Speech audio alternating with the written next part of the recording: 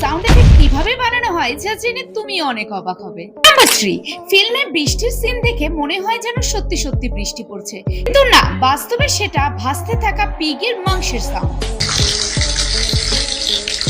Number 2, ফিল্মে অ্যাকশনের সময় হাড় ভাঙার শব্দ তো নিশ্চয়ই শোনা যায়, কিন্তু বাস্তবে তা সেলারি ভাঙার সাউন্ডকেই ক্যাপচার করা হয়।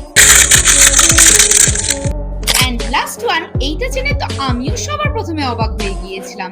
যখনই কোনো লেজার ফাইটকে দেখানো হয় তখনই সেই সময় যে সাউন্ডটাকে শোনা যায় তা সম্পূর্ণই এমন ভাবে রেকর্ড করা হয়।